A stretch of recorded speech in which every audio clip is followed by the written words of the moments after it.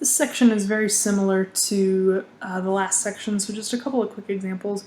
First set of instructions say to find the vertical asymptotes, if any, of the graph of the function without using a calculator.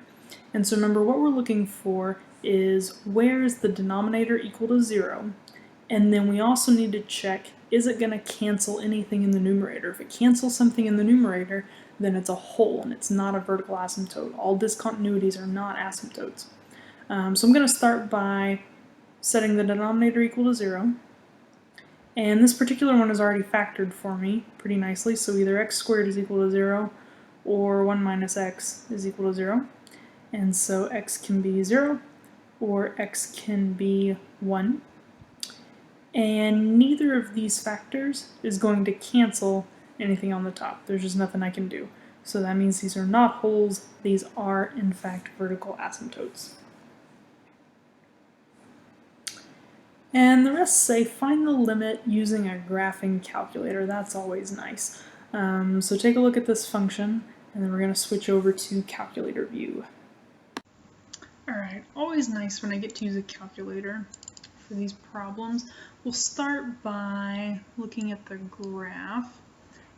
First thing, I'm going to check my mode, make sure I'm in radian mode, and then go to y equals, and this function is -2 over the cosine of x.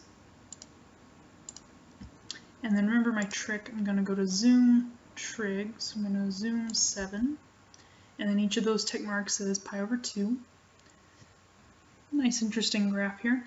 And so this first tick mark here is pi over 2, and I'm interested in the limit as x approaches pi over 2 from the right. So if I follow my function from the right, sure looks like that's going to go up forever, right? And so I think that my limit's going to be positive infinity. And I think that's a valid conclusion to draw just from looking at the graph.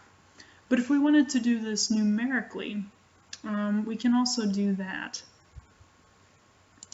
If I go back to my home screen here, I could plug in a number that's really, really close to pi over 2 from the right.